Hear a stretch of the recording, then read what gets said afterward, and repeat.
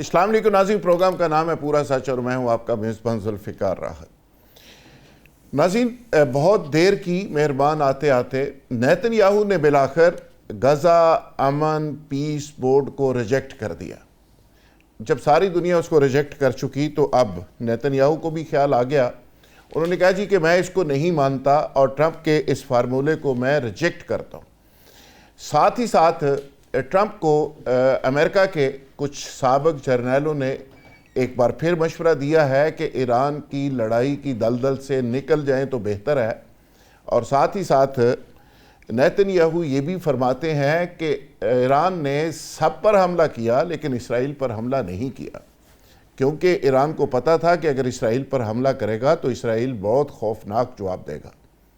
چلو یہ بات مان لیتے ہیں، موصوف جو فرما رہے ہیں، لیکن ساتھ ہی ساتھ دنیا بھر میں پاکستان، سعودی عرب، ترکیہ کا جو معاہدہ ہوا ہے وہ آج بھی ڈسکس ہوتا رہا۔ ایران نے اس کو رسپونڈ کیا ہے اور ایرانی ترجمان نے یہ کہا ہے کہ اس معاہدے سے ایران کو کوئی خطرہ نہیں ہے، اور بلکہ انہوں نے اس کا کریڈٹ لیتے ہوئے کہا کہ ہم نے امریکہ کو اس قدر کمزور کر دیا ہے کہ اب اس طرح کے معاہدے ہونے لگے ہیں۔ اب آگے چل کے یہ معاہدہ کیا شکل اختیار کرے گا، کون کون سے ممالک اس کا حصہ بنیں گے، اس معاہدے کا انٹرنیشنلی کیا امپیکٹ ہے، امریکہ اس کو کیسے رسپونڈ کر رہا ہے، اسرائیل کیسے اس کو لے رہا ہے، ایران نے آج رسپونس کر دیا، پاکستان کے اندر شادیانے بج رہے ہیں، ترکی اور سعودی عرب کے اندر جشن ہے، اور امت مسلمہ اس کو پوری طرح سے سیلیبریٹ کر رہی ہے۔ تو آج پروگرام کے پہلے حصے میں اس انٹرنیشنل ایشو کو اور اس کے اہم نکات کو ہم ڈسکس کریں گے، اور پروگرام کے دوسرے حصے میں ہم بات کریں گے کہ پاکستان کے اندر کیا ہو رہا ہے۔ آصف علی زرداری صاحب اچانک گزشتہ روز لاہور پہنچے اور ایک رات لاہور قیام کے بعد اچانک واپس چلے گئے۔ ہر شخص یہ پوچھ رہا ہے کہ آخر وہ لاہور کیا لینے آئے تھے اور کس کس کو مل کر اور کیا پیغام لے کر اور کیا پیغام دے کر گئے ہیں۔ صوبوں کی بازگشت بھی چل رہی ہے اور پی ٹی آئی کا احتجاج، دھرنا اور لانگ مارچ کی تاریخ کے حوالے سے مختلف فیصلے ہو رہے ہیں، پارٹی کے اندر اختلاف ہے، لیکن گورنمنٹ اس کو ریئیکشن کے طور پہ کہہ رہی ہے کہ جب بھی آپ آئیں گے ہم اسی طرح آپ کا استقبال کریں گے۔ تو یہ کیا ہو رہا ہے پاکستان کے اندر، اس پہ بھی ہم بات کریں گے۔ ہمارے ساتھ جو آج مہمان اس ڈسکشن میں موجود ہیں، نوید علائی صاحب سابق سینئر بیوروکریٹ رہے ہیں اور ایک بڑے ادارے کے ڈین ہیں، دانشور ہیں، مصنف ہیں۔ ہمارے دوسرے معزز مہمان ڈاکٹر عرفان فانی، ماہر بین الاقوامی امور، آپ ان کی گفتگو ہمارے پروگرام میں سنتے رہتے ہیں، بہت ہی وزڈم بیسڈ اور بڑی نپی تلی ہمیشہ گفتگو کرتے ہیں۔ وقاص مان صاحب رکن Punjab assembly, P T I کے سینئر رہنما، وہ بھی آج اس پروگرام کا حصہ ہیں۔ میاں غلام مصطفیٰ اسٹوڈیو کے اندر ہمارے ساتھ موجود ہیں، نون لیگ کے سینئر رہنما ہیں۔ اکمل زادہ چٹان پیپلز پارٹی سے تعلق، وہ بھی آج کے اس پروگرام کا حصہ ہیں۔ عرفان فانی صاحب، آپ سے پروگرام کا آغاز کرتے ہوئے، نیتن یاہو صاحب نے بہت دیر کر دی، آج ٹرمپ صاحب کے فارمولے کو ریجیکٹ کر رہے ہیں۔ جب اس کو کہیں سے کوئی پذیرائی نہیں ملی تو آج نیتن یاہو کو یاد آ گیا، اور پہلے تو اس پہ رسپونڈ کر دیجئے، اور ساتھ ہی ساتھ جو ایران نے پاکستان، سعودی اور ترکیہ کے معاہدے کے حوالے سے بات کی ہے اس کا بھی رسپانس ضرور کیجئے۔ جی sir, first of all thank you very much for inviting me in your show. Thank you. آپ نے جہاں تک بات کی ہے نیتن یاہو کی، تو آپ کو یاد ہوگا کہ بورڈ آف پیس جب انیشیٹ کیا گیا تھا ڈونلڈ ٹرمپ کی طرف سے، اور مصر کے اندر شرم الشیخ کے اندر ایک بہت بڑا جو ہے وہ ایک میٹنگ ہوئی جس کے اندر شہباز شریف صاحب بھی تشریف لے گئے تھے، اور دنیا کے کوئی 20 ممالک جو ہیں ان کے سربراہان وہاں پہ موجود تھے، اور وہاں پہ یہ کہا گیا تھا کہ جو حماس ہے وہ ڈس آرم ہو جائے گی، اور ڈس آرم ہونے کے نتیجے میں جو اسرائیلی فوج ہے وہ غزہ سے اس کا انخلاء ہو جائے گا، اور جو اسرائیل نے یہ شرط رکھی تھی کہ ہم تب تک یہاں سے انخلاء نہیں کریں گے جب تک کہ جو حماس ہے وہ ڈس آرم نہیں ہوتی۔ ہم جانتے ہیں کہ کچھ 2-3 ہفتے پہلے جو حماس کی جو کور کمیٹی ہے، گورننگ کمیٹی، وہ ڈیزالو ہو گئی تھی، اور الٹیمیٹلی ہم دیکھتے ہیں کہ پھر انہوں نے ڈس آرم ہونے کا اعلان بھی کر دیا، اور پھر کیونکہ اس وقت حماس بھی یہ ریئلائز کر چکا تھا کہ اس وقت جو غزہ کی صورتحال ہے اور جو نیتن یاہو ہے جس طریقے سے ویسٹ بینک کے اندر بھی وہ گریٹر اسرائیل کی اپنی جو پالیسی ہے اس کو اپلائی کرتے ہوئے جگہ جگہ سیٹلمنٹس وہ بنا رہا ہے، اور اسی طریقے سے غازہ بھی جو ہے وہ اس کے تقریباً اس کا 90% انفراسٹرکچر جو ہے وہ تباہ ہو چکا ہے. لہٰذا بہت ضروری ہے کہ اس وقت تھوڑا سا پولیٹیکل وزڈم کا مظاہرہ کرتے ہوئے اب ہم بال جو ہے وہ اسرائیل کی کورٹ میں پھینکتے ہیں. تو انہوں نے ڈسارم ہونے کا اعلان کر دیا، اور ان کو پتہ تھا کہ ہم ڈسارم ہو جائیں گے تو یہ سارے کا سارا جو برڈن ہے یہ اسرائیل کے اوپر آ جائے گا کہ اب وہ اپنی افواج کو یہاں سے اس کا انخلا ہو جائے. تو جیسے ہی وہ ڈسارم ہوئے تو ہم نے ڈفرینٹ پروگرامز کے اندر یہ بات کر دی تھی کہ اب یہ بات جو ساری کی ساری جو بال ہے یہ اسرائیل کے کورٹ کے اندر ہے، اور نیتن یاہو جو ہے وہ اپنی فورسز کو کبھی بھی غزہ سے نہیں نکالے گا. اس کی وجہ یہ ہے کہ ایک تو الیکشنز آنے والے ہیں کچھ ماہ میں اسرائیل کے اندر، اور جس طریقے سے ایران جنگ کے اندر اسرائیل کو مار پڑی ہے اور اس کا جو منصوبہ ہے وہ ناکام ہوا ہے. اور آپ کو پتہ ہے کہ جو موساد کے سابق ڈائریکٹر ہیں اور جو ان کی ملٹری کے بڑے بڑے جو سربراہان ہیں ان سے بھی استعفے لیے جا رہے ہیں کیونکہ انہوں نے مس کیلکولیٹ کیا، اور مس کیلکولیشن کے نتیجے میں ایران کے اوپر حملہ ہوا. اور جو وہ یہ کہہ رہے تھے کہ ایران کا رجیم تبدیل ہو جائے گا 40 دنوں کے اندر یا 2 ہفتوں کے اندر، وہ نہیں ہو سکا. اچھا فانی صاحب جن لوگوں نے مس کیلکولیٹ کیا ان سے تو استعفے لیے جا رہے ہیں، جنہوں نے صحیح کیلکولیٹ کیا ان کی کون سی ٹرمپ نے مانی ہے؟ استعفیٰ تو ٹرمپ سے لینا چاہیے کہ سارے لوگوں نے ایڈوائز کیا کہ اس دلدل میں نہ پھنسو، وہ شوقیہ طور پہ آ کے پھنس گیا. تو میرا خیال ہے استعفیٰ تو اس کا بنتا ہے. ہاں نہیں، ڈونلڈ ٹرمپ جو ہے نا یہ کیونکہ ایک آؤٹ آف سلیبس کویسچن ہے امریکن پولیٹکس کے اندر، ایک پاپولسٹ لیڈر ہے اور پاپولزم کا الٹیمیٹ آؤٹ کم ہے امریکہ کے اندر. اس سے پہلے بھی تاریخ میں بہت بڑے بڑے صدر آئے ہیں، لیکن جتنے بھی صدر آئے ہیں بے شک وہ ہربرٹ ہوور جیسے بدنام صدر بھی رہے ہیں جس کے اوپر امریکہ کے اندر اور دنیا کے اندر اکنامک ریسیشن لانے کا الزام لگتا رہا ہے. جیمی کارٹر جیسا بندہ بھی رہا ہے جس کی وجہ سے ایران جو ہے وہاں پہ ریولوشن آیا اور ہاسٹیجز کرائسس ہوا تھا. لیکن ڈونلڈ ٹرمپ کا مسئلہ یہ ہے کہ وہ کسی بھی طرح سے انٹرنیشنل لا کو، انسٹیٹیوشنز کو، کانگریس کو، کیبنٹ کو، کسی کا بھی وہ جو ہے وہ ویٹ نہیں کرتا ہے یا ان کے فیصلوں کا ویٹ نہیں کرتا. وہ پرسنلائزڈ پالیٹکس کو انٹروڈیوس کروانے والا شخص ہے امریکہ کے اندر. اس سے پہلے انسٹیٹیوشنلزم کے اوپر امریکہ کی ڈومیسٹک پالیسیز اور فارن پالیسیز چلتی تھیں، اب وہ پرسنلائز ہو چکی ہیں اور وہ پرسن ڈونلڈ ٹرمپ ہیں. تو جب تک ڈونلڈ ٹرمپ ہیں تو اس طرح کا جس کو ہم کہتے ہیں فلڈنگ دا زون، تو وہ زون کو ہمیشہ فلڈ کر کے رکھتے ہیں، ہر روز ایونٹ پر ایونٹ جنریٹ کرتے ہیں تاکہ میڈیا کو انالیسس کرنے کی اور تنقید کرنے کا وقت ہی نہ ملے. ایک نیا ایشو تب تک وہ پیدا کر چکے ہوئے ہیں. جب تک دوسری جو بات کی ہے آپ نے مکہ اکارڈ کی، تو جو مکہ ایگریمنٹ ہوا ہے جس کے اندر پاکستان، سعودی عربیہ یا ترکیہ کے ممالک شامل ہیں، تو اس کی ایک سمبولک سگنیفیکینس بہرحال بہت زیادہ ہے. اگر ہم اس کو یہ کہیں کہ پاکستان، ترکی یا سعودی عربیہ یہ ایک ایسا جیسے نیٹو کے طرز کے اوپر مبنی ایک الائنس یہ ہے، تو یہ بالکل ایسا الائنس نہیں ہے. کیونکہ جب آپ نیٹو کے طرز کے اوپر کوئی ایسا الائنس بناتے ہیں تو آپ کو ایک کامن شیئرڈ اینیمی کی ضرورت ہوتی ہے. جو نیٹو بنائی گئی تھی وہ سوویٹس کے خلاف بنائی گئی تھی، اور ان کے مقابلے میں وارسا پیکٹ بنائی گئی تھی سوویٹس کی طرف سے، اور وہ اگینسٹ دا امریکہ، تو ایک کامن شیئرڈ اینیمی تھا. اب یہاں پہ صورتحال یہ ہے کہ جو تینوں ممالک یہاں پہ شامل ہیں ان کے اینیمیز جو ہیں وہ ڈیفرنٹ ہیں، ان کے چہرے ڈیفرنٹ ہیں، ان کے کانٹیکسز ڈیفرنٹ ہیں. اگر ہم ٹرکی کی بات کرتے ہیں اس کا گریکس کے ساتھ ایشو آپ کو نظر آتا ہے، یا آنے والے وقتوں کے اندر ٹرکی کے ساتھ ان کے جو کانفلکٹ ہیں بڑھتے ہوئے نظر آتے ہیں. جیسے ہی پہلا راؤنڈ جو ہے جنگ کا ختم ہوا تھا تو اسرائیل کی طرف سے ٹرکی کو نیکسٹ ٹارگٹ کے طور پہ پریزنٹ کرنا شروع کر دیا گیا تھا. تو ٹرکی بھی تھوڑا سا، اور اس کو یہ تھا کہ نیٹو جو ہے اگر اسرائیل اور ٹرکی کا آپس میں کوئی مقابلہ ہوگا تو نیٹو اس کے کو بچانے کے لیے نہیں آئے گا، لہٰذا مجھے ایک اکارڈ کی ضرورت ہے. دوسری طرف جب ہم سعودی عربیہ کو دیکھتے ہیں تو سعودی عربیہ میں جہاں ہوتی یمن جو ہیں، ہوتیز یمن کے اندر ان کے اوپر اٹیکس کر رہے ہیں ساؤتھ سے، اور نارتھ سے اس کے اوپر عراقی ملیشیاز جو ہیں وہ آپ کو اٹیک کرتے ہوئے نظر آتے ہیں. اور آج بھی آپ دیکھتے ہیں کہ ہوتی باغیوں کی طرف سے وہاں پہ ارامکو کے مختلف ریفائنریز کے اوپر اٹیک ہوئے ہیں.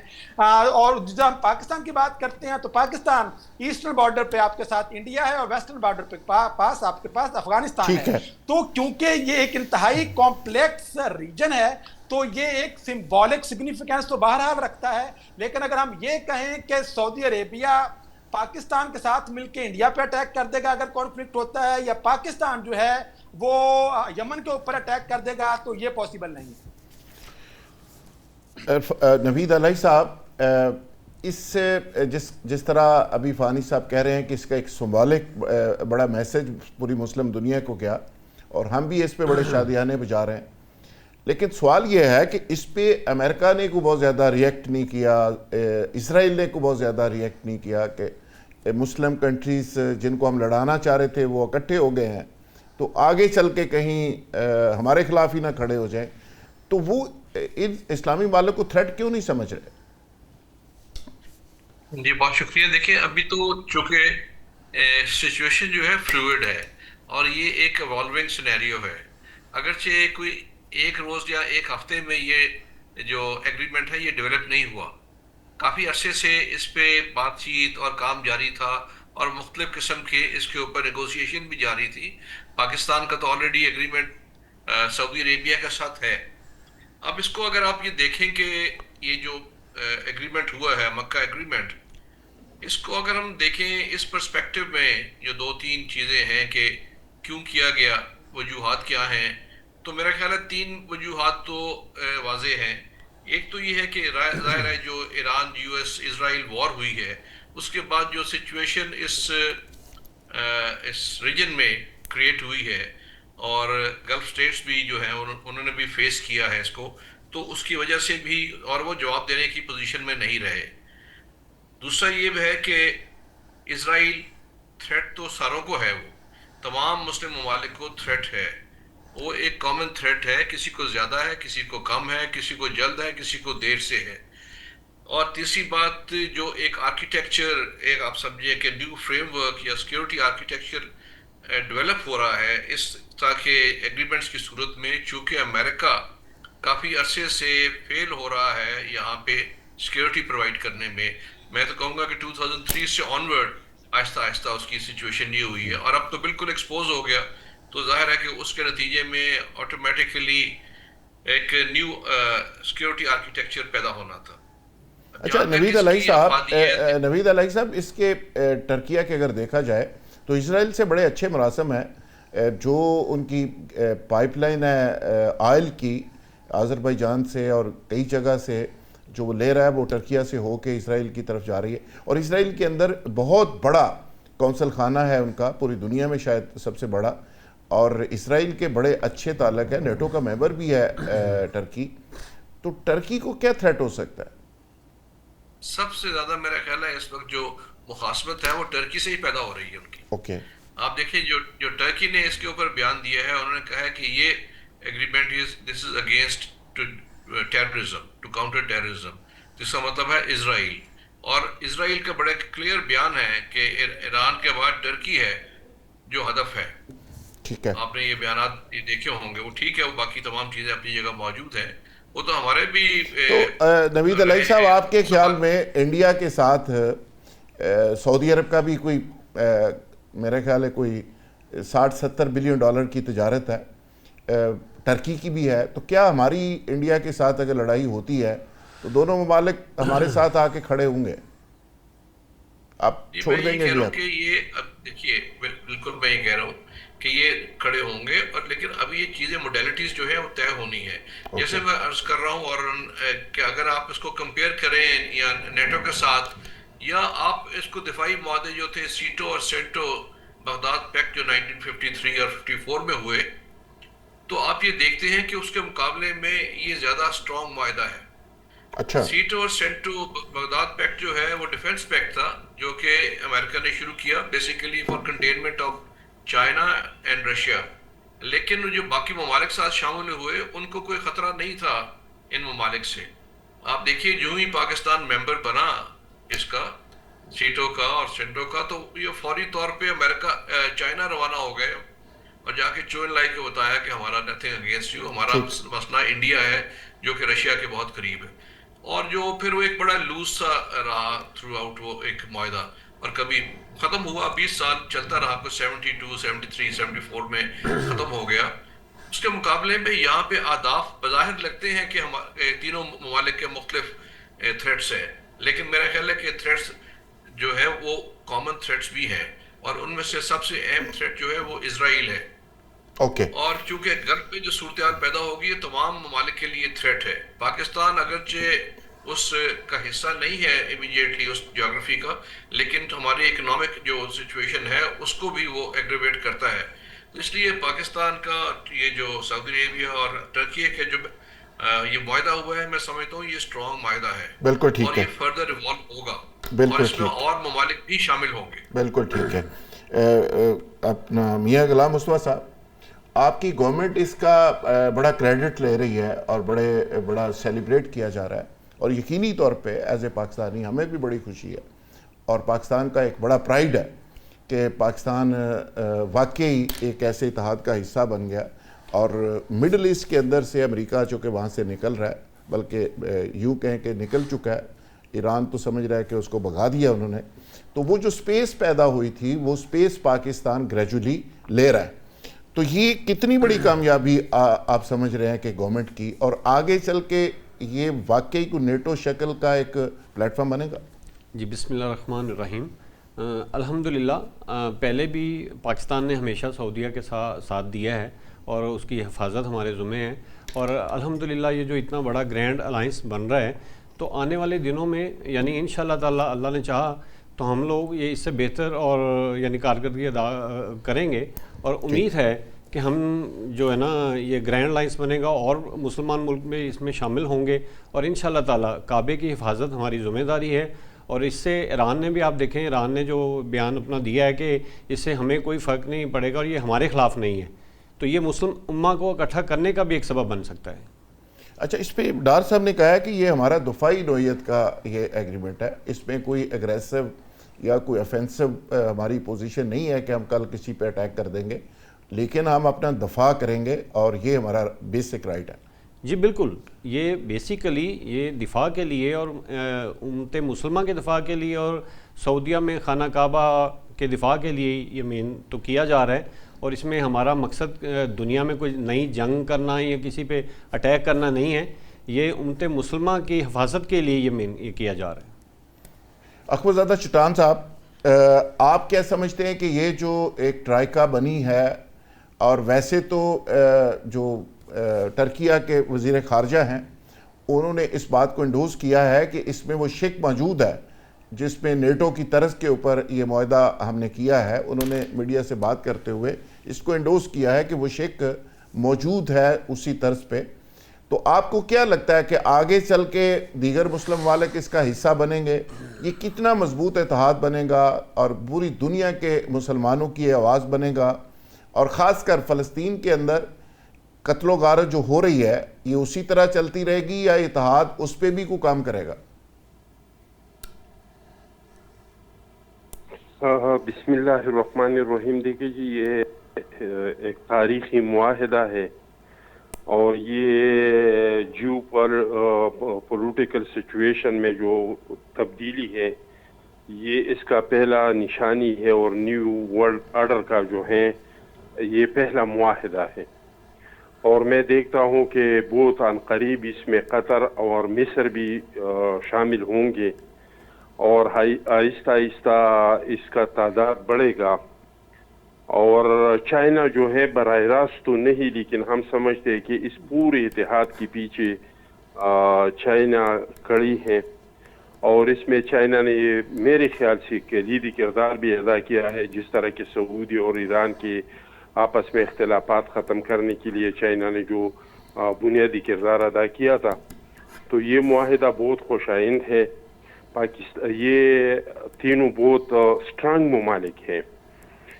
دنیا میں ایک طاقت کے لیے کیا چاہیے؟ پیسہ چاہیے، ڈیفینس انڈسٹری چاہیے، اور فورسز چاہیے. تو سعودی کے پاس پیٹرول ڈالرز ہے، اس طرح ترکی کے ساتھ ڈیفینس بہت بڑا اور جدید انڈسٹری ہے. پاکستان کے پاس ایک ایٹمی طاقت بھی ہے، ایک پروفیشنل فوج بھی ہے، اور ترکی جتنا بڑا نہیں لیکن پاکستان کے ساتھ بھی ایک اسٹرانگ ڈیفینس انڈسٹری ہے. تو یہ بہت خوش آئند ہے. اور جس طرح کے اس معاہدے کے بارے میں کہا جاتا ہے کہ یہ ڈیفینس کے لیے ہے، جس طرح اگر آپ کے پاس ایٹم بم ہو تو لوگ جانتے ہیں کہ ہم اس پہ حملہ کریں گے تو اس کا انجام کیا ہوگا، تو وہ سوچ سمجھ کے لوگ آپ پہ حملہ کرتے ہیں. ٹھیک ہے. اس طرح اب یہ جو طاقت بن گیا ہے جس میں آئندہ کے لیے قطر اور قریب مصر بھی شامل ہونے والا ہے، تو اگر اس میں کسی بھی ملک پہ کوئی حملہ کرے گا تو وہ 100 بار سوچے گا. لوگ انڈیا کی بات کرتے ہیں، لیکن میں سمجھتا ہوں کہ انڈیا کے لیے اس اتحاد کا ضرورت نہیں تھا. انڈیا کے لیے پاکستان اور چائنا ویسے بھی کافی ہے. پہلے سے اس کو پتہ ہے کہ پاکستان پہ حملہ کرنا چائنا پہ حملہ کرنا ہے، اور چائنا پہ حملہ کرنا پاکستان پہ حملہ کرنا ہے. یہ دونوں ایک دوسرے کے لیے لازم اور ملزوم ہے. تو نہ پہلے اس کا اتنا جرت ہوتا تھا، ایک بار انہوں نے جرت کیا اور ان کو زبردست سبق مل گیا. تو میں سمجھتا ہوں کہ یہ امت مسلمہ کے لیے بھی ٹھیک ہے، اور یہ جو نیو ورلڈ آرڈر ہے اس میں پاکستان بہت شان کے ساتھ داخل ہو رہا ہے. یہ ہمارے لیے فخر کی بات ہے. وقاص مان صاحب، اکبر زادہ چٹان تو ون سٹیپ آگے چلے گئے اور بات بالکل وہ ٹھیک کر رہے ہیں کہ ایک نیو ورلڈ آرڈر بن رہا ہے، اور جو امریکہ ارادہ لے کے آیا تھا، جو اسرائیل کا ایک توسیع پسندی کا ایک عزم تھا، اور وہ ایک گریٹر اسرائیل کی بات کر رہا تھا، اب امریکہ وہاں سے دم دبا کے بھاگ چکا ہے. اسرائیل سمٹ چکا، اور اس کا جو گریٹر اسرائیل کا جو پلان تھا وہ بیگ کے اندر بند ہو چکا. اور اب وہاں پہ مڈل ایسٹ کے اندر اگر کوئی پھیل رہا ہے یا کوئی نیا نیو ورلڈ آرڈر آ رہا ہے تو وہ مسلم دنیا کا ایک نیو ورلڈ آرڈر آ رہا ہے. اور اس کو اگر سمجھیں، اس میں پاکستان کا ایک رول ہے، ملٹری ڈپلومیسی کا ایک بہت ہی امپورٹنٹ رول ہے. اور آپ کیا سمجھتے ہیں پی ٹی آئی کے ایک اپوزیشن جماعت کے طور پہ اس ساری گورنمنٹ کی سکسیس کو آپ کس طرح دیکھ رہے ہیں؟ وقاص مان بسم اللہ الرحمن الرحیم جی، thank you very much for having me. میں obviously یہ ایک پازیٹیو چیز ہے، انکریجنگ چیز ہے کہ یہ جو پیکٹ سائن ہوا ہے استحکام کے لیے، خوشحالی کے لیے، امن کے لیے، کیونکہ یہی 3 الفاظ جو ہے میں آج لاہور میں پھر رہا تھا، اس کے جگہ جگہ پوسٹر لگے ہوئے ہیں کہ اس کا بیسک مقصد جو ہے وہ یہ ہے.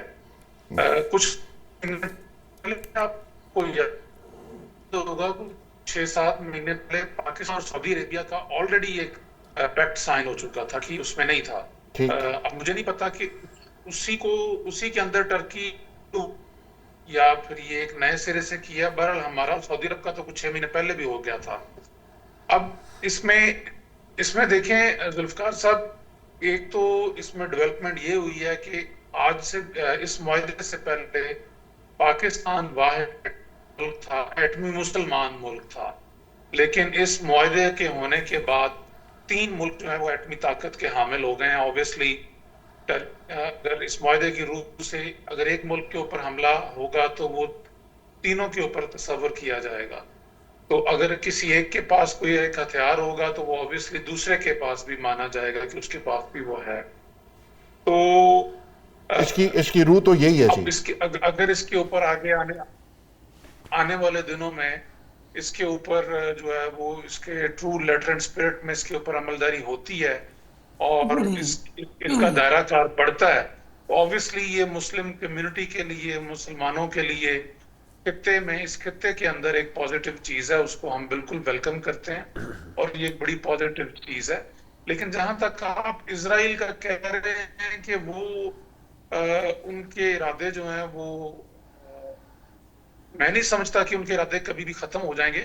اسرائیل کبھی بھی شرارت کرنے سے باز نہیں آئے گا اور ہمیں اس کے لیے ہمیشہ تیار رہنا چاہیے، کیونکہ ان کے یہ آج کی بات نہیں ہے. آپ آج سے 15 سال پہلے، 20 سال پہلے، 30 سال پہلے ان کے لیڈران کی آپ تقریریں اٹھا لیں، ان کی بات اٹھا لیں تو وہ ایک گریٹر اسرائیل کو اپنا ایک وہ ریلیجس فریضہ سمجھتے ہیں جو کہ ہم نے یہ خدا تعالیٰ نے، اللہ تعالیٰ نے ان کو یہ زمین دی تھی ان کے بقول. لیکن وقاص صاحب جو ان کے عزائم تھے کہ پاکستان کا سعودی عرب کے ساتھ ایگریمنٹ ہوگا، پاکستان ایران سعودی عرب میں اگر اٹیک کرتا ہے تو پاکستان اس پہ جنگ میں انوالو ہوگا، تو ایک پورا پلان تھا اسرائیل کا.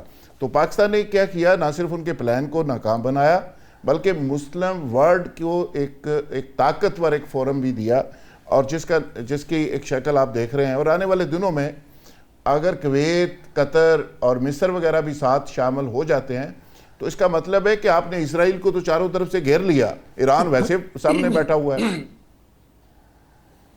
نہیں، آئی ایگری ود یو جی، لیکن میں یہ کہہ رہا ہوں کہ یہ پیپرز پہ تو بہت اچھا لگ رہا ہے.